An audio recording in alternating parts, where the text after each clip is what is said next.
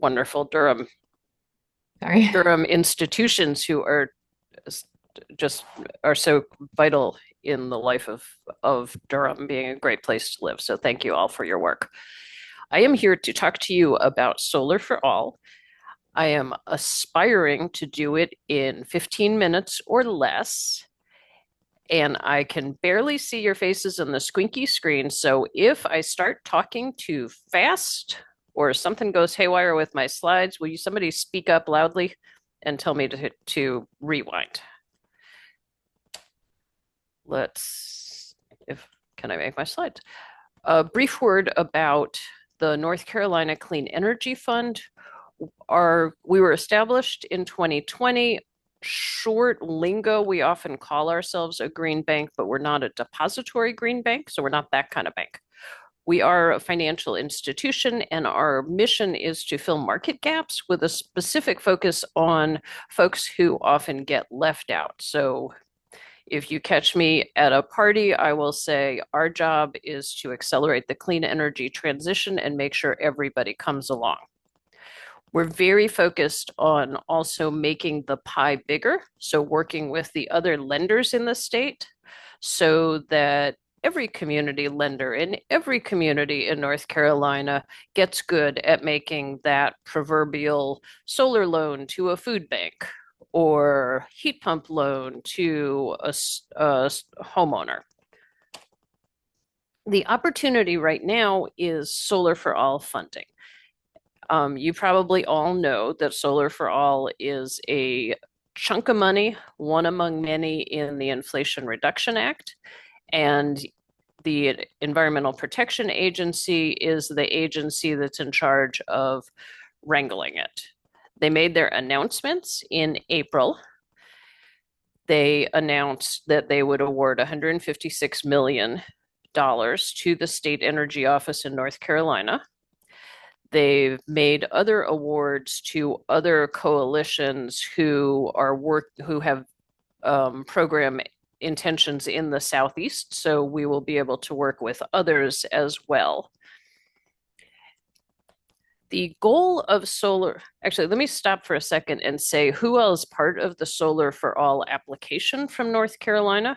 So the State Energy Office, again, you all know this. They are wrangling a lot of programs. The Inflation Reduction Act, and before that, the Bipartisan Infrastructure Act were just fire hoses of program activity, and the State Energy Office did not double in size to be able to handle all of that. So Solar for All application came down, and they assembled a coalition of targeted groups. There were 4 of us total to help get the state through the application process with a goal of getting an award from EPA to the State Energy Office, and then using the 12-month planning period that's allowed by the grant to get all the plans right that weren't able to get serious, that had to be done in a hurry for the application. So that's the State Energy Office is the lead. They are responsible and they're very much calling the shots. And supporting the State Energy Office is my organization, the North Carolina Clean Energy Fund. We will be bringing to bear our expertise in financing, which is a big piece of the Solar for All requirement. The North Carolina Clean Tech Center will be bringing to bear their expertise in policy and to some extent training, and the just clean energy nitty gritty. And Advanced Energy, another nonprofit, will be bringing to bear their expertise in working with utilities and community solar and quality assurance. Okay, so back to the slide. There's 2 goals in Solar for All. There's a solar goal to get a whole lot of solar deployed in ways that serve low-income households and or low-income disadvantaged communities. The lingo for that EPA uses is LIDAC. And piggybacking along with that is the permission to use 20% of the cost of any particular project to do enabling upgrades. So the thing you should imagine when you hear that is if the electrical panel needs to be upgraded, that can go along. So that's like the building's goal. And then there, in addition, there is an energy relief goal built into Solar for All, which is deliver immediate financial benefit to the households. So keep those two things in mind while I go through and explain to you how we are envisioning this rolling out in North Carolina. Oh Lord, skip that. We're envisioning the way we've designed the program and submitted to EPA is there will be a single family bucket, there will be a multifamily permanently affordable multifamily with permanently affordable units bucket, and there will be a community solar-ish bucket. So let me talk about the way all of the way those might work. Single family, the pathway is going to be focused on, hang on, I had a map for you. Where'd my map go? I promise you the map later. It shows here, visualize the map. It's a map of the state of North Carolina, and there's a lot, and census tracts are colored in either light blue or dark blue. It's the EPA map that mixes both, excuse me, income type demographics, unemployment demographics, and then also certain environmental harms kind of demographics like past industrial pollution. So households will be eligible if they're on the map or if they themselves are low income. And for the income eligible households, actually, let's start here with geographically eligible households. So you got a blue blob on the map. EPA says this is a low income or disadvantaged census tract, and therefore you can deploy Solar for All subsidy into any household in that tract. And we added the layer of saying that's nice, but we know there's plenty of places in the state where blue blobs on the map have households who are not personally income eligible. And so we don't want to over subsidize those. So we'll be offering limited subsidies to houses that are only geographically eligible but are not themselves low income. And we'll be pairing that with a good financing offer. Very few bells and whistles on the financing offer, very low fees for the industry. And the lingo I use for that, maybe you all have heard this in other places, is non-extractive.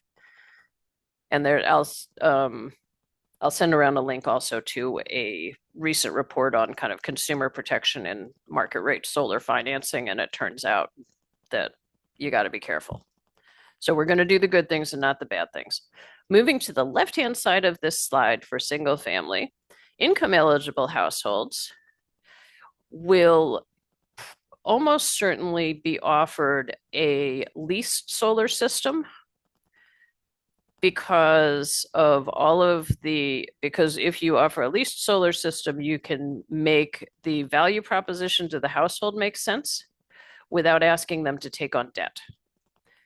And what we know from a lot of solarized programs across the state in the past is asking low-income households to take out a loan, even if it's going to make their house better, is really fraught and maybe a terrible idea. Even if it's a good idea, it would be real hard to market. So we're hoping that a leased option will let the lease payments be small enough and non-debt that the savings will outweigh the lease payments, and the terms will be, again, protective to the consumer. And we can ask me questions about this when we get into Q&A.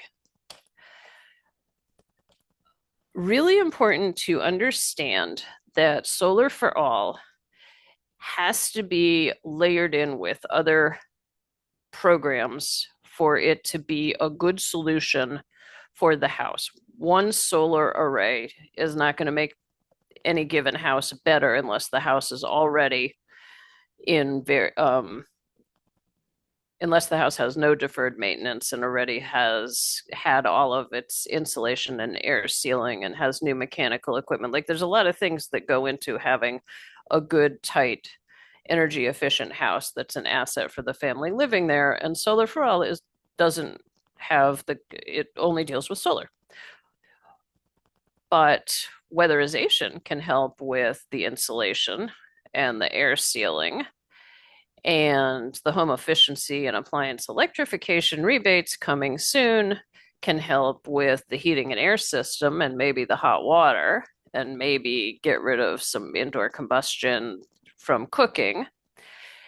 And then the solar tax credits and the related um, tax credits for appliances should also come to bear. So this QR code will take you to the state energy office's evolving page on subsidies and programs. A lot of these subsidies and programs will be running through the state energy office. It is kind of eye crossing to keep track of all of them. And so I'm hoping we've been encouraging the state energy office to be as comprehensive as possible. They definitely see the um, that they have to make it clear enough for any individual human being to navigate this process, and they're not any individual human being is not going to try to wrap their head around 5 different programs. Moving on to multifamily. I'm not going to read you this slide. What you should absorb from this slide is there's criteria. There's a lot of words. You got to get the criteria right. But multifamily affordable housing is going to be eligible for solar for all, and we're going to be trying to deploy solar to the benefit of multifamily affordable housing. And the goal will be to focus on housing that has a permanent affordability covenants so that we know that the benefits will keep flowing to the people intended. The mechanics on how that works, I am sure at least half of the people in this audience have scratched their head 12 times like, oh man, how could we, if only we could, how could we possibly? And then they have run into all the policy barriers in North Carolina that make it hard for one owner to distribute solar energy to a lot of different tenants.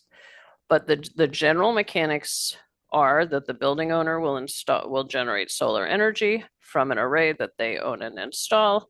They'll offset usage in their building. Any extra they sell to the grid using whatever net metering is available to them for the local utility.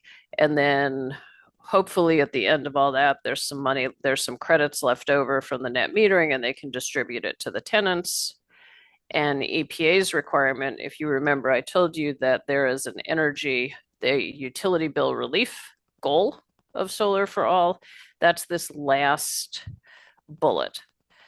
So the program rules are any household benefiting has to get a benefit that is equal to the average 20% of the average utility bill in that utility area.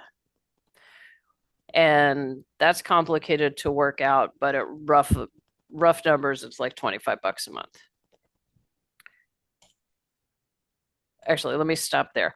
For multifamily, I think that offering a lease to the multifamily owner, building owner could also be a good way to get at this. So we'll be digging into that.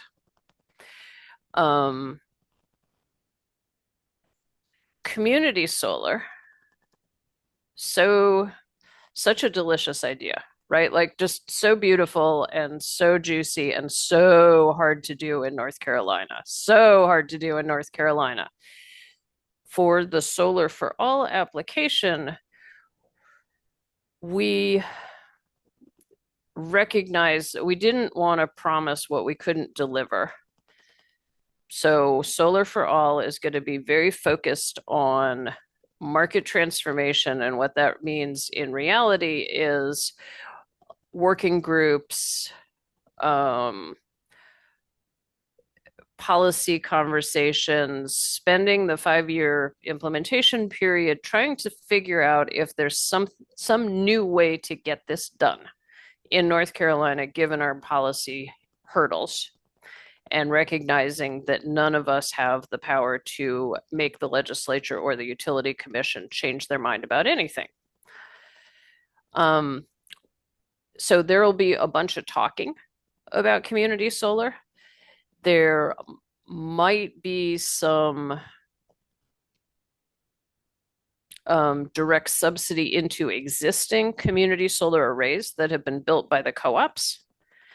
If a co-op in wherever has a community solar array that's undersubscribed, we have the mechanics that we could use if it makes sense is to spend money basically to buy a subscription for low wealth households in that utility area.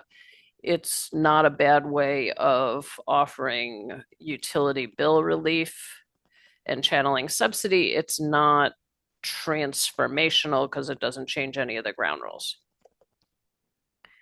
But so headline message on this one, there will be working groups and there will be permitting and zoning working groups.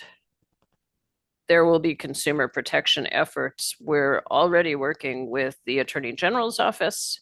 There will be vendor registration programs where the coalition is very clear and the state energy office is very clear of the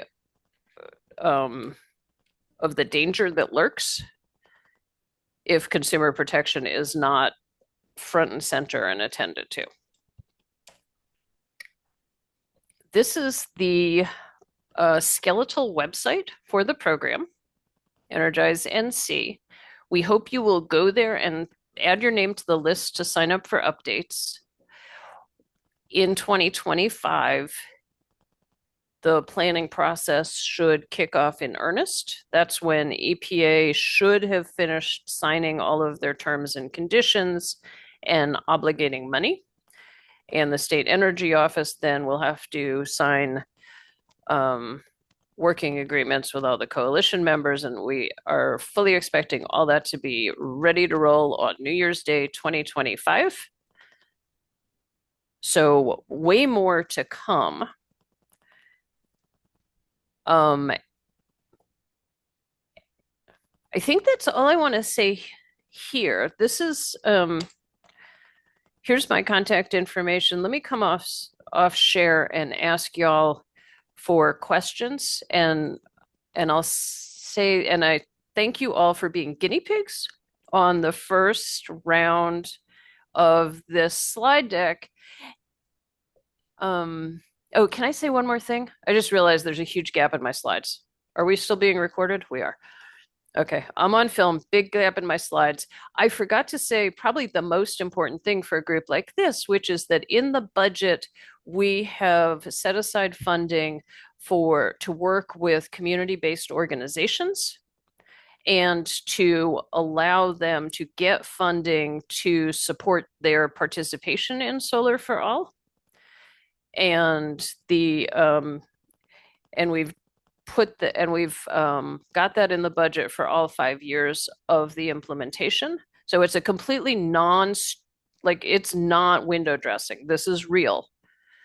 The state energy office really, really, really wants community-based organizations to be part of the planning and part of the implementation, and they put resources in the budget to make that happen. That's my favorite part of this whole process, and I can't believe I left out this slide. There will be an application process. Hopefully it'll be simple. Not everybody will get as much funding as they think they should, like by definition, right? We have a very robust civic society in North Carolina, and the budget's big, it's not that big. So, but there's a real understanding among everybody who's going to be involved in this that if we want to get solar into a lot of communities, that there's going to be a trust gap, there's going to be what is this gap? There's gonna be 20 gaps, and working with community-based organizations is the bridge to say what makes sense for this community and how do we design something that will make sense and will overcome those gaps. What did I forget to tell you that you want to hear about? Alexis. This was just a question. You were alluding to a lot of barriers with the community solar, and I don't know a lot about that. Can you color in what some of those challenges are and why Mm-hmm. we need 5 years of working groups? Did I say that? Um, the the the core challenge on community solar is that North Carolina doesn't allow for what's called third-party ownership of a energy generating asset, and therefore a developer. Like if we said, you know what, we think the way to go is for somebody to install 5 megawatts that's going to serve this school and this um, housing development and this whatever, and we think we can build it cheap and we can deliver that solar, and we think we can get people to subscribe. We're not allowed to do that. The only people who can sell electricity are the utilities. So if I'm a developer and I put up 5 megawatts, all I can do is either use it myself or sell it to the utility. And that there, so there's theoretically a community solar pathway in North Carolina, but it's very constrained by the utilities, and it doesn't work at all for almost any of the creative community ownership, uplift, empowerment, economic development things that that groups like this tend to start going, like, like we'll sit around with a beer and go, oh, wouldn't it be cool if? No, won't have it doesn't work that way here. um Sorry to be a downer. We have a question from Benita. Hi, Melissa. Hey, Benita. Hey, I think I heard you saying something about um, communities being able to tap into this. And I'm asking because my community actually, there's a 30-acre solar farm that sits within my community. And there is like one household in this community that has solar panels on it. So I just have a question about that. If there's already that existing infrastructure there, um, what would that look like for the community being able to tap into that? So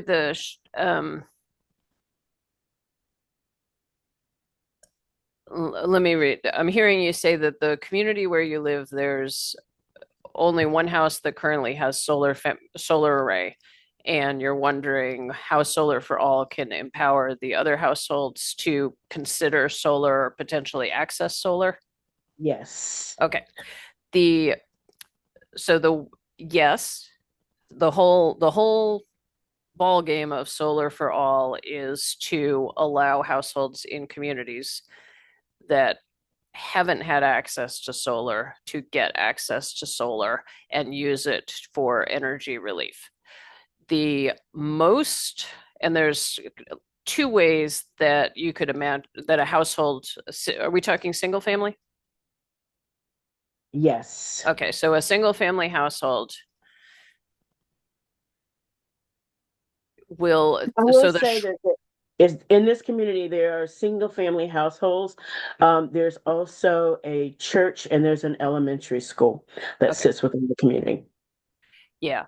So I'll tell you about the boring bean counting side of Solar for All, and then I'll tell you about the more expanded vision. The boring bean counting on Solar for All is that the state energy office with our assistance will set up a program that will bring a value proposition to each single family household in communities that are eligible. And the value proposition will be something like you can sign up for solar, you can get solar on your roof, and you can do it in a way that has a monthly payment or almost no monthly payment.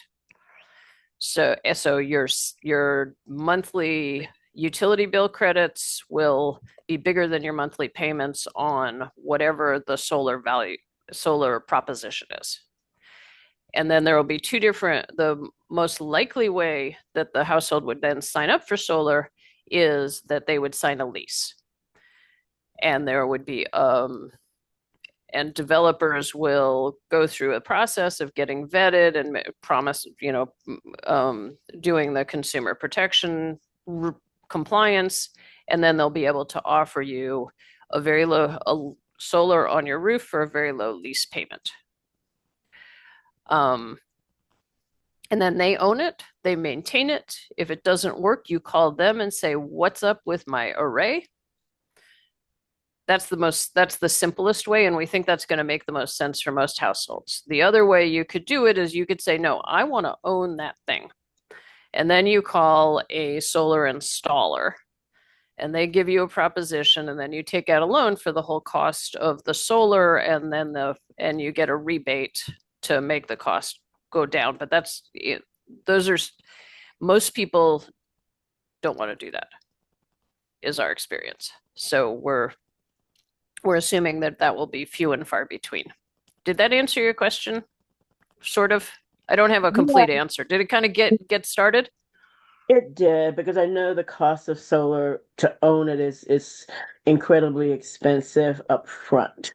Correct. And we're talking about a lower income neighborhood primarily. Exactly. Yeah, so, but it's, understanding the cost of leasing. That's where the planning year comes in, Benita. Is I'm waving my hands around and going, we think this is going to be the pathway, but then we get in January 2025, then we start convening conversations with community-based organizations and other experts, and we go, does this work? Like, here's the numbers, here's what the value proposition would be. What are we missing? Does this feel right? Would this be palatable? Does this sound crazy?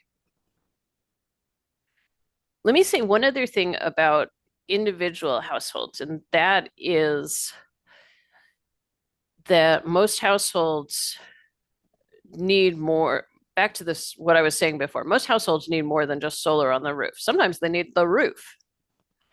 So as much as possible, when the Solar for All is coming to a community by working with a community-based organization, it's not going to be just Solar for All. It's going to be Solar for All plus weatherization, plus the rebate programs.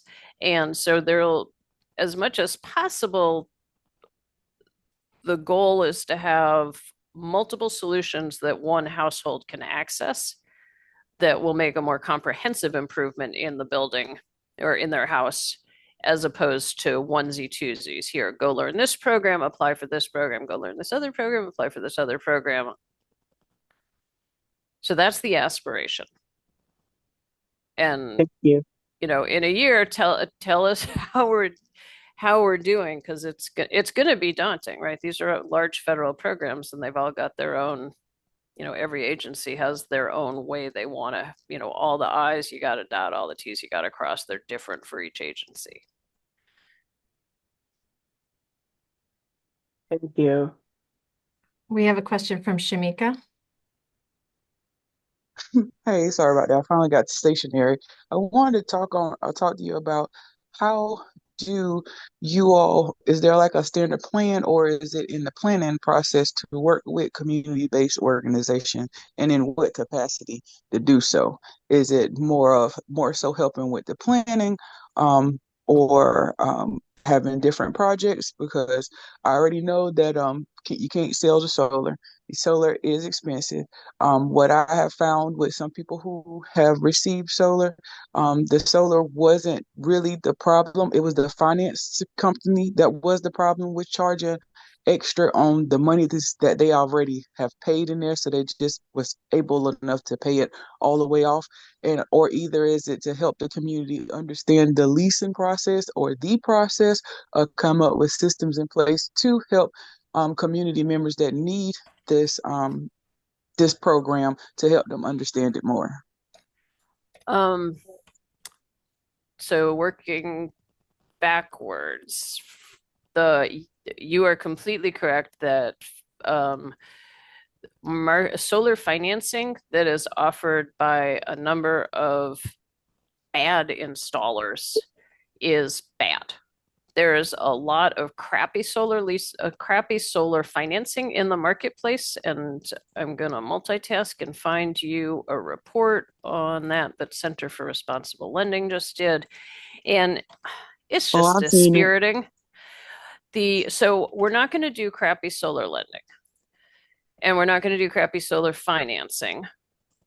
Going to be very focused on consumer protection, because the goal at the end of this is not to the goal at the end of this is for the households that are served to be stronger at the end of solar, for it to increase affordability, not to sell a bunch of solar panels. So I think the why is important. Then the question about the how are we going to work with community-based organizations is I think hasn't been fleshed out yet.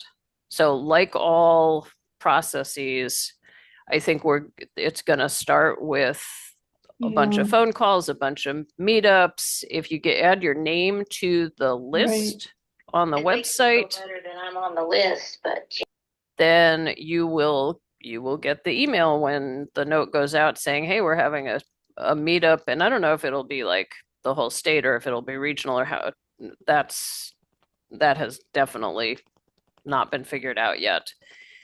But it'll be a process.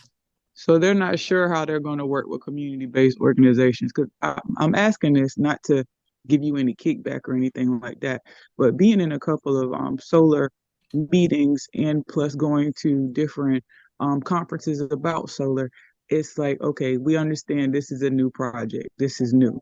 In the next 10 years, the way that we do energy is going to be totally different. But what I found is sometimes with the wording and trying to get it out, and then when you get a project to try to get it out, you don't have the wording together, or you're not really sure what's going on with, like, how can I say this?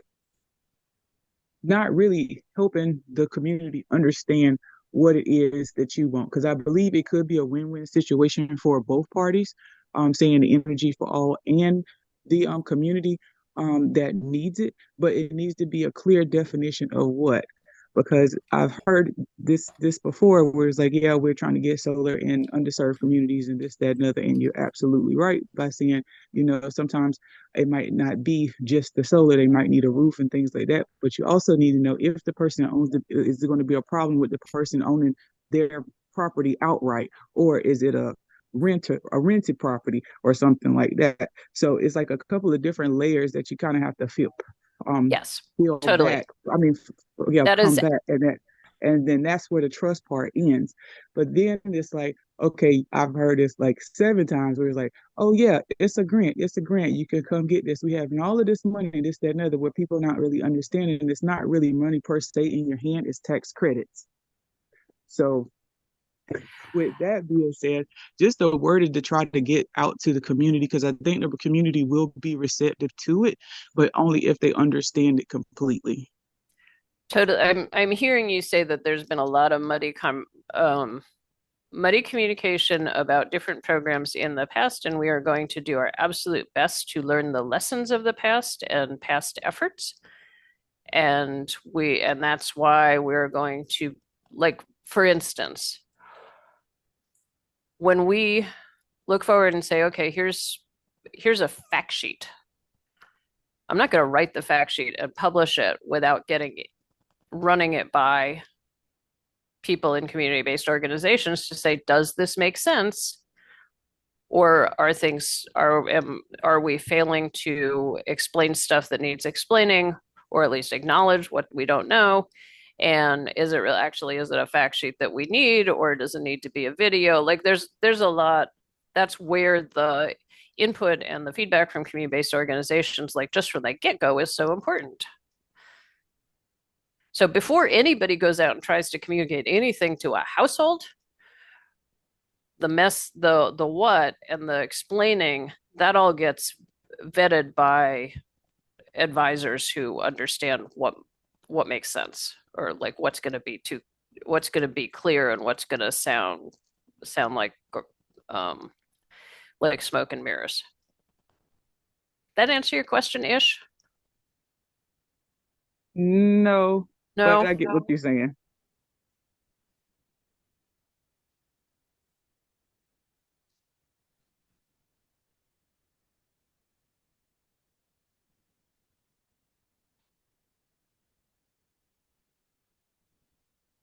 Anything else? Well, let's hand the meeting back to Marcia. Thank you so much, Melissa. Thanks, everyone. Shamika, did you want to, there's no other questions, so do you want to follow up on that, or you want to do that offline with Melissa? I can do that offline. I'm not going to take up no more of y'all time. Shamika, will you drop your email in the chat? Sure. Yeah, it's an important conversation. So I know that Melissa's going to want to hear more from you. So thank you for that. Okay, so now we'll just do announcements or other issues. I do have a couple of announcements to make. So one is I just want to bring folks' attention